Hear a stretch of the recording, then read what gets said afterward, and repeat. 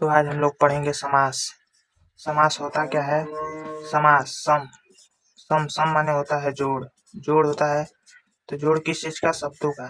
शब्दों के जोड़ को हम लोग समास कहते हैं। तो इसके भाग जो होते हैं वो उसको पहचानने के लिए ट्रिक है कि अब तक दबदबा बाटे हो। इसके भाग 6 होते हैं। अब में से अ से होता है अव्ययी भाव, विभाव,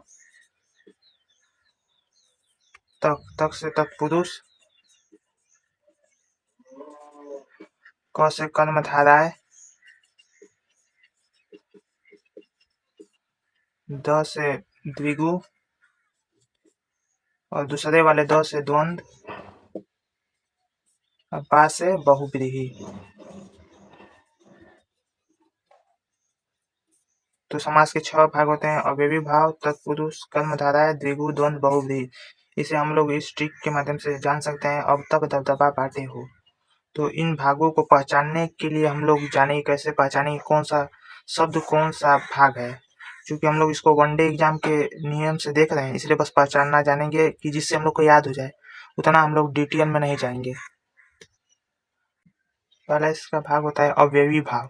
अव्ययी भाव में जो शब्द होता है उसमें आपको लगेगा कि बहुत सा चीज है, वो बढ़ा चढ़ा के या फिर बहुत ही ज्यादा उसमें बताया जाएगा, उसको गहराई वाला बात या बहुत बड़ी चीज होगी ऐसे शब्दों में। जैसे कि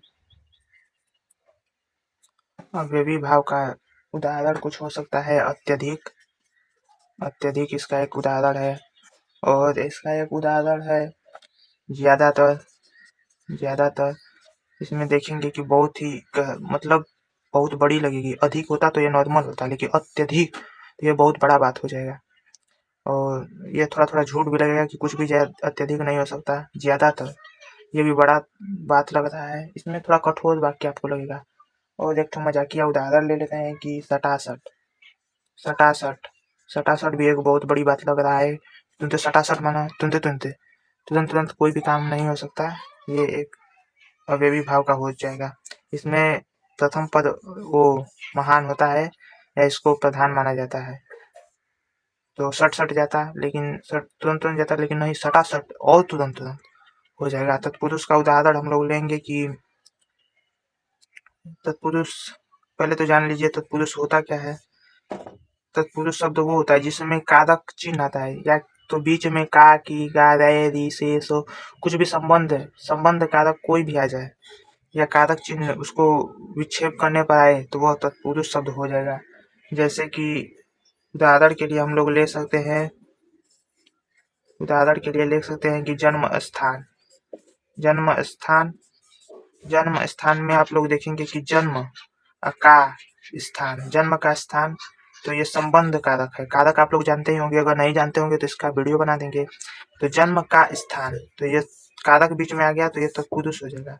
तो सारा उदाहरण देखेंगे कि आपको देखने को मिलेगा किसी भी अब गाना चल रहा है या फिर मजाकिया रूप में आप हट के थोड़ा समझने के लिए जान लीजिए कि एक जाति का नाम हो जाएगा और यहाँ पे आन आ जाएगा, तो ये हो जाएगा। जैसे कि जाति में बोले तो कोई इसमें लिख देगा अहिरान, अहिरान, तो कोई इसमें लिख देगा चमरान, चमरान, तो कोई इसमें लिख देगा बबुआन, बबुआन। तो ये सब एक तरफ से तत्पुरुष कारक है, क्योंकि अहिरो का आन, जहाँ अहिर सब निवास करते हैं वो अहिरान होगा, जहाँ चमार निवास करेंगे वहाँ चमरान होगा, जहाँ बबुआ लोग निवास करेंगे वहाँ बबुआन होगा। तो बीच में अहिरो का, अहिरो का आन, तो बीच में कारक चिन्ह आया तो यह तत्पुरुष होगा।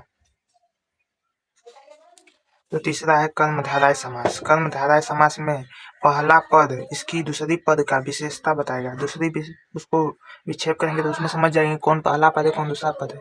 या फिर उसको जनरली आप समझ सकते हैं कि उनका शब्दों का विक्षेप करने पर है जो समान या के समान आएगा इनके बीच में। तो जैसे कि हो जाएगा कि नीली गाय।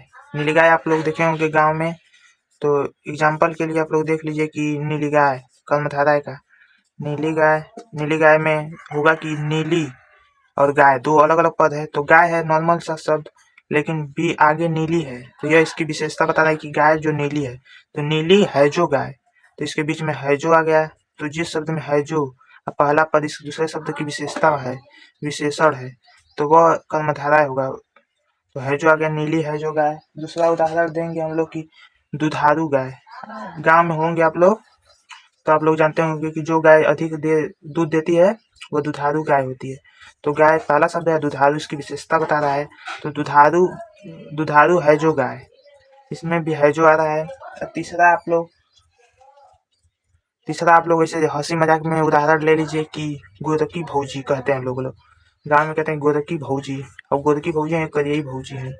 तो गोरी है जो भौजी, है जो आ गई, है जो आ गई, गोरी है जो भौजी, गोरकी भौजी हो जी हाँ, तो वो कर्मधारय हो जाएगा।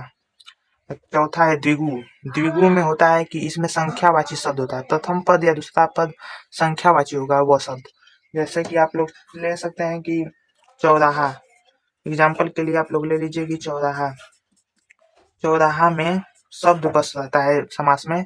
तो चौराहा जो है वो इसमें चौ मतलब 4 हो गया, तो 4 इसमें संख्यावाची है तो द्विगु हो जाएगा। दूसरा उदाहरण ले लीजिए आप लोग की 3 BHK, मतलब इंग्लिश में हो जाएगा लेकिन हम समझाने के लिए ले रहे हैं कि 3 BHK, तो इसमें 3 आ जा रहा है तो यह संख्यावाची। किसी भी शब्द में आपको हिंदी में या इंग्लिश में या कुछ में मैथ का शब्द आ जाए तो उसे द्विगु मानेंगे आप लोग। और तीसरा उदाहरण आप लोग जनरली ले लीजिए आसपास से कि दुनाली, भोजपुरी गाना में आप लोग ज्यादा सुने होंगे कि दुनाली, गाना भी सुने होंगे, कांधा पे लेके राइफलवा दुनाली। तो दुनाली मतलब कि दो का मतलब हो गया 2, तो यह संख्यावाची शब्द है तो यह दुनाली गण में शब्द जो है वह द्विगु हो जाएगा। तो पांचवा है द्वंद्व समास। द्वंद्व समास में क्या होगा कि दोनों पद प्रधान होगा, दोनों आपस में प्रधान होने के लिए अपनी वीरता दिखाएंगे, या फिर दोनों में ऐसा लगेगा कि दोनों में झगड़ा हो रहा है दोनों शब्द में। आपको साफ साफ समझ में आएगा कि उनके दोनों शब्द के बीच में ज्यादातर ऐसे चिन्ह लगा होगा, ऐसे ऐसे चिन्ह लगा होगा दोनों शब्दों के बीच में। उदाहरण के लिए देख लेते हैं हम लोग की आस पास, आस पास, तो इसमें देखिए कोई एक पद ये नहीं है कि प्रधान है कि ये पद है इसकी इसमें ये जुड़ गया, लेकिन इसमें दोनों पद प्रधान है। अब बीच में ये लगा है तो इससे पहचान लेंगे कि द्वंद्व, द्वंद्व माने होता है ये कि द्वंद्व हो रहा है मतलब झगड़ा हो रहा है, तो इसे समझ लीजिए कि आस पास हो जाएगा। दूसरा उदाहरण हम लोग देख लेंगे कि नॉर्मली भोजपुरी गाना में अब यूज होता है कि चितपट, चितपट, चितपट बोले तो कबो चित वो सिक्के में भी होता है ऐसे पलटने पर, गाना में भी आप लोग देखे होंगे एक गाना है कि कबो चित कबो पट सैया डॉट डॉट डॉट डॉट, तो उस गाने में चितपट का यूज होता है, तो इसमें भी दोनों पद प्रधान है तो ये हो जाएगा द्वंद्व समास। छठवां है बहुव्रीहि समास। बहुव्रीहि समास में क्या होता है कि यह शब्द जो होता है वो पर्यायवाची होता है, या फिर इस शब्द का कोई दूसरा भी अर्थ होता है, वो दूसरे की ओर इशारा करता है वो शब्द। उदाहरण के लिए हम लोग ले लेंगे कि इस शब्द में पर्यायवाची होता है और ये दूसरे की ओर करता है इशारा। जैसे कि आप लोग इसमें ले लेंगे इस शब्द में दशानन, दशानन जो हो जाएगा, दशानन शब्द में 10 है जिसके आनंद, दशानन ये हो जाएगा रावण, तो इसका कुछ दूसरा अर्थ है। तो जिस शब्द का दूसरा अर्थ हो या पर्यायवाची हो उसे बहुव्रीहि कहेंगे।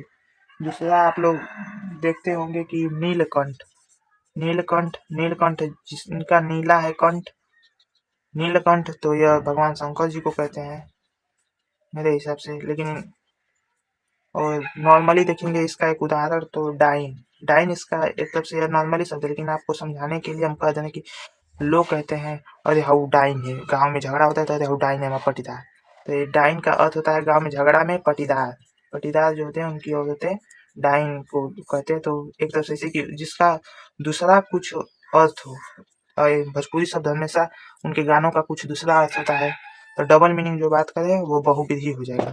तो आप लोग तो इतना ही है समास में भाग, इससे आप समझ लीजिएगा कि समास कौन है, बस ये पहचानने के लिए आता है कि कौन सा समास कौन है।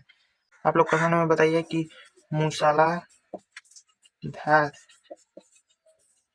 कौन सा समास है। धन्यवाद।